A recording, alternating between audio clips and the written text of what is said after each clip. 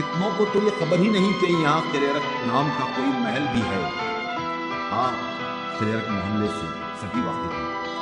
22 April سن 1692 عیسوی میں قلعہ کا جو نقشہ اورنگزیب کی خدمت میں پیش ہوا، شہنشاہ نے اس پر شاہی منظوری و قبولیت کی مہر ثبت کی اور قلعہ کی تعمیر کا آغاز۔ اس وقت داروغہ تعمیرات محمد خان تھا۔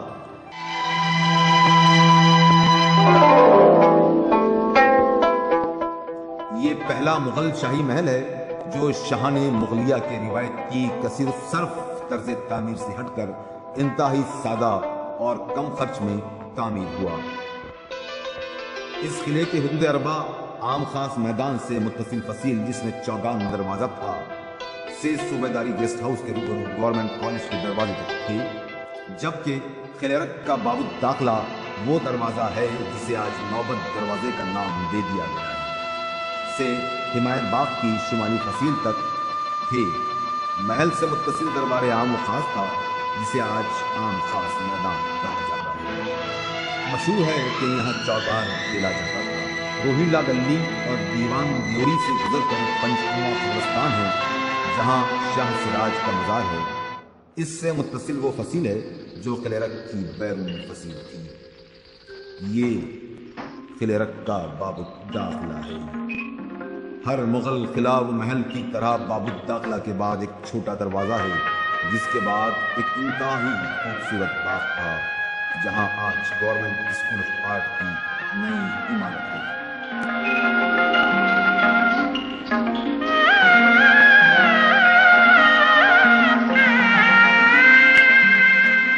یہ مردانہ محل ہے جو 2 منزلہ ہے۔ اس میں آج کل NCC کا اسلحہ خانہ ہے۔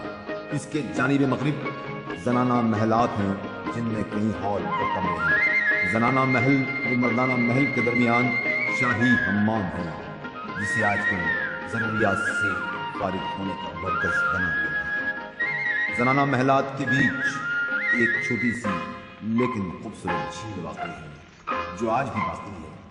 اس کی سطح پر آج بھی کنول کھلتے ہیں اور مغل شہنشاہ کے ذوق لطیف اور طبع سلیم کی ترجمانی کرتے ہیں۔ آج ہم کنول جیسی آنکھوں کی مثال کو دیتے ہیں، لیکن ان آنکھوں کی تسکین کے لیے زنانہ محلات میں کنول کی آبیاری کا جو اہتمام مغلوں نے کیا، وہ اپنی مثال آپ ہے۔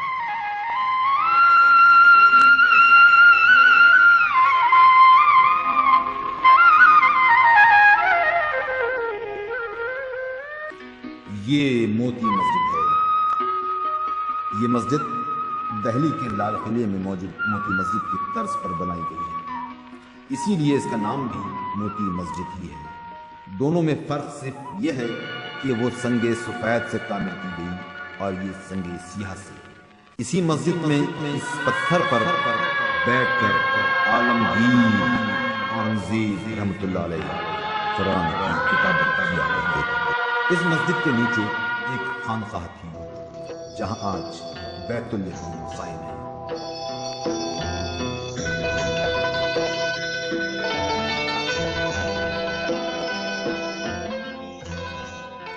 یہ اس مسجد کا موجودہ منظر ہے، اور یہ منظر سن 1898 کا ہے، جس میں مسجد کی اس وقت کی حالت اور شہر کو بخوبی دیکھا جا سکتا ہے۔ یہ عمارت پامر کی ہے، جو برٹش طرز تعمیر کی ہے۔ یہ آخری نظام کے دور میں یہاں کرنل پامر نے تعمیر کی تھی۔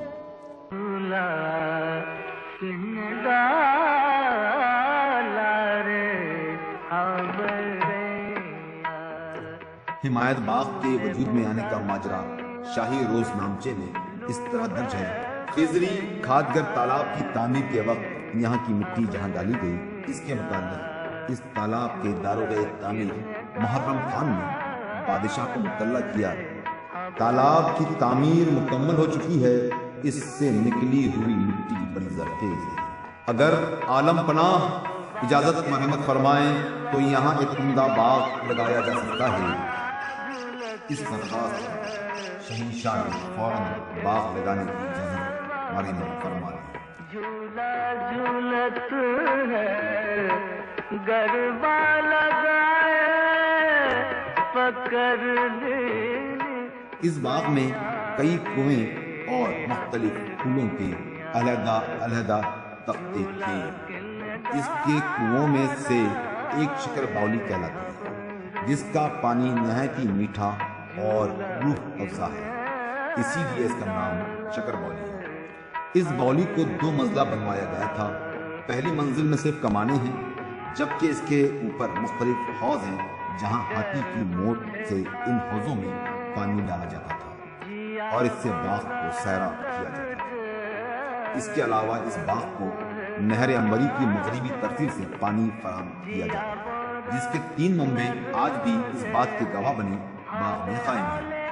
باغ کے درمیان ایک زیر زمین محل ہے جسے آج سمر پیلس کہا جاتا ہے۔ اس کی ٹھنڈک آج بھی اے سی کو شرماتی ہے۔ سمر پیلس کے دونوں جانب شمال اور جنوب میں حوضوں کا طویل سلسلہ ہے جن میں فوارے لگے ہوئے ہیں۔ شمال اور جنوب میں حوضوں کے سلسلوں کے اختتام پر 2 منزلہ عمارات واقع ہیں۔ اب انہی میں سے ایک میں زرعی یونیورسٹی کا دفتر قائم ہے۔ اس باغ کی فصیل، دروازے، برج اور مورچے آج بھی باقی ہیں۔ اس باغ کی شمال مغربی سمت میں 3 مختلف تالاب ہیں۔ انہی کے عقب سے مشہور زمانہ کنچکی کی نہر گزرتی ہے جسے بابا شاہ مسافر کی نہر کہا جاتا ہے۔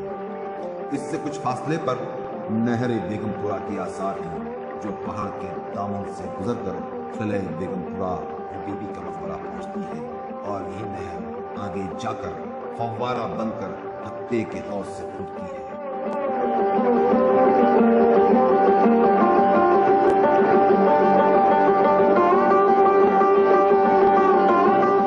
میری گود میں جہاں میرے فرزندان کی تاریخ لکھی پڑی ہے، ان کے کارنامے میں یادداشت عظیم سرمایہ ہے، وہیں میرے دامن میں میری بیٹیوں کے بھی انمت نقوش موجود ہیں۔ ان کے سروں پر ڈھکے پاکیزہ آنچل میری تاریخ کا روشن باب ہے۔ میری شہرہ آفاق بیٹیوں میں سے ایک شہزادی روشن آرا بھی ہے۔ اپنی اس بہن سے اورنگزیب کو بے پناہ محبت تھی اور اس نے بھی ہمیشہ اپنے بھائی اورنگزیب کا ساتھ دیا۔ اسی لیے اورنگزیب نے اپنی اس لاڈلی بہن کے لیے میرے شمال میں واقع ہرسول میں اس کے لیے ایک عالی شان محل تعمیر کروایا اور اس کے اندر خوبصورت باغ کی آبیاری کروائی جو آج محل و باغ روشن آرا کے نام سے جانا جاتا ہے۔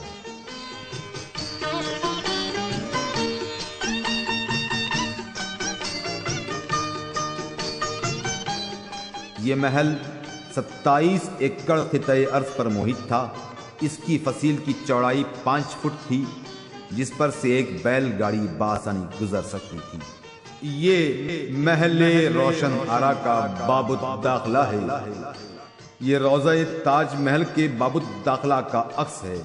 اس دروازے کو شہزادی روشن آرا کی بارہا قدم بوسی کا شرف حاصل ہے۔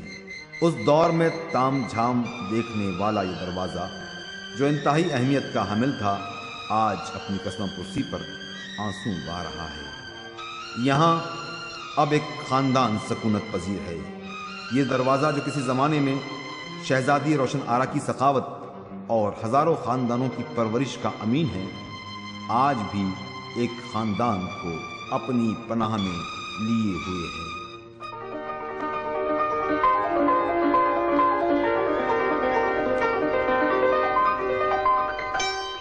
اس کے بعد ایک فرلانگ پر ایک اور چھوٹا دروازہ ہے۔